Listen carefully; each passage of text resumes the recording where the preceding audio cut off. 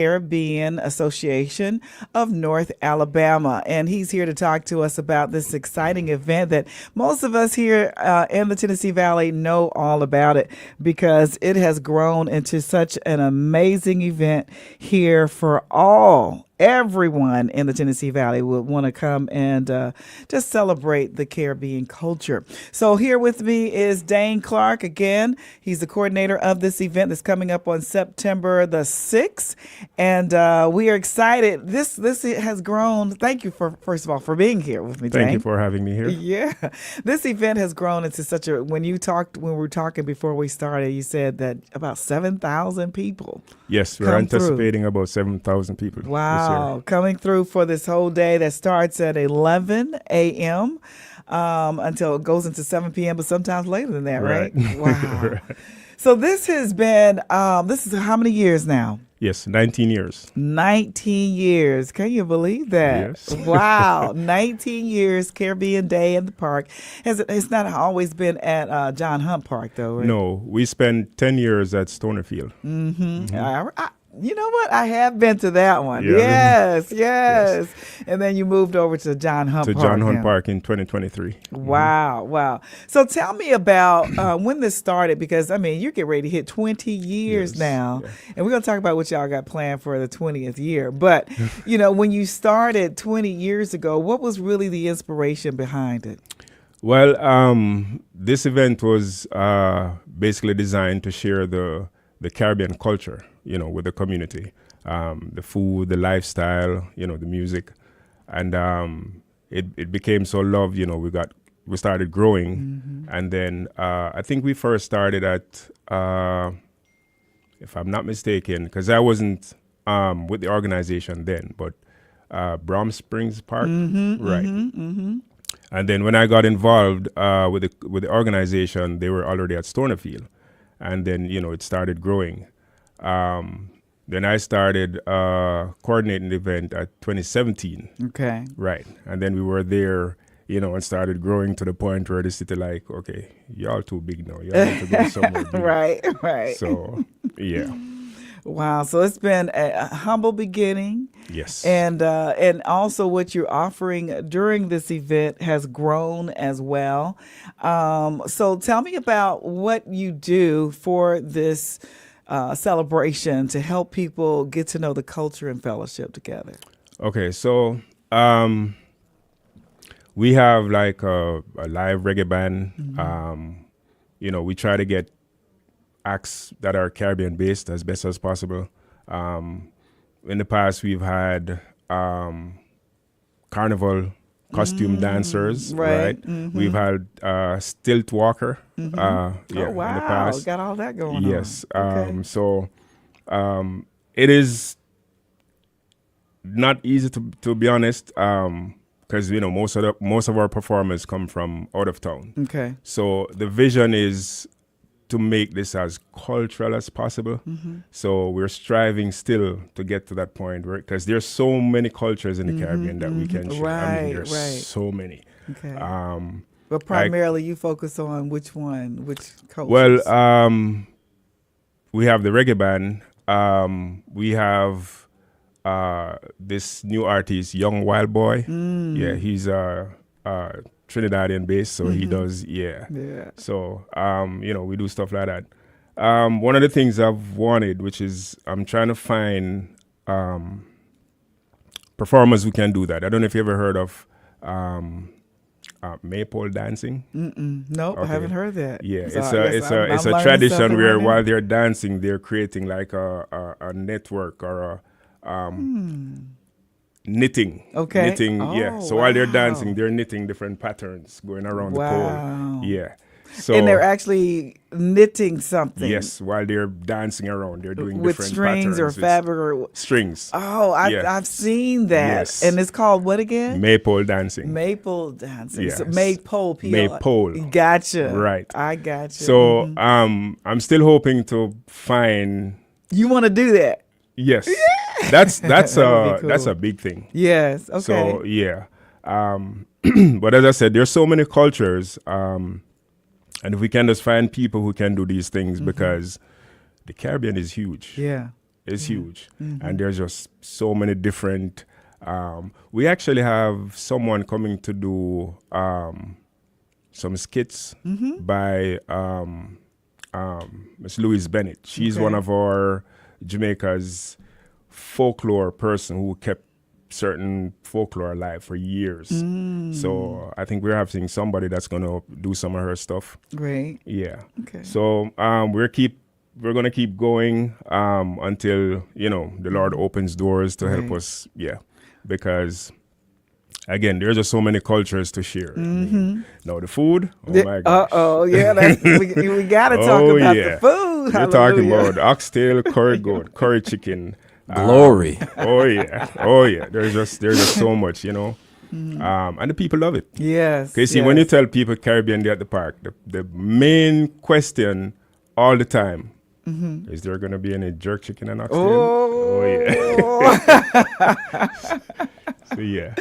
So this is a community event, and like you said, so many people are coming out now, and you're not just growing in numbers and attendance, but you're growing in how you are celebrating the culture. Yes, so this is for the entire community, the entire family as well. Tell us about some of the things that are going to be happening in addition to the food and the cultural types of things that you're going to have there. Okay, so we're going to have horseback riding, train ride for the kids. We're going to have bounce house for the kids as well.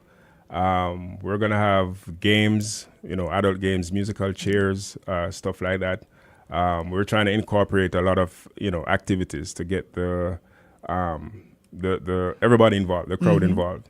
Line dancing, salsa session, all that stuff. Because the Caribbean now is not just English. Right. So we're trying to incorporate as much as we can, This event is a well looked forward to event. It's all about one love. Love. Yeah. That's the day when I tell people that's the day you forget about stress. Anything related to you just come and have a good time. Just great atmosphere. Laid back. Yes. And, wow. So why is it so important for us to celebrate this culture, though? So, as you know, the Caribbean, everybody basically, the ancestors are from Africa. So we try to keep up traditions, cultures and stuff because it's very important. Yeah. And believe it or not, it also helps you to live long, if I can put it You that way. think so? Oh, yeah, because... Come on, tell us about it. Growing up with your parents, your grandparents, you learn certain old traditions and old medicinal stuff and herbal stuff and how to take care of yourself, and then in this modern world with technology and stuff, you still want to keep stuff like that alive, because this is what God gave us. You know what I'm saying? He puts everything here on earth for our well-being. Great. And we need to pass that on. We need to keep stuff up, and back in the day, life was simpler, better, more fun.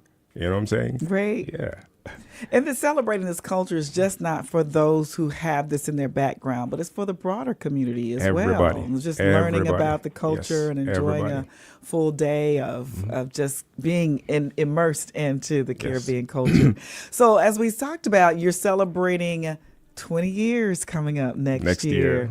So you're planning, tell us about what you're planning for next year, as people are already going to be thinking about coming for next year as well. So next year, we're to celebrate the 20th year, we're looking to do 2 days. Wow, 2 days. 2 days. And we're, by the grace of God and his help, hoping to have a big bang. You know what I'm saying? We're hoping to have a float. Oh, wow. Yeah. Like a parade or like a float, truck with float and stuff. Nice. So it's going to be a lot of planning for the 2 days. And that's something we've talked about from 2018. Wow. Yes. Wow. So this is a long time coming. Did you ever think you would be here 20 years now looking at that? And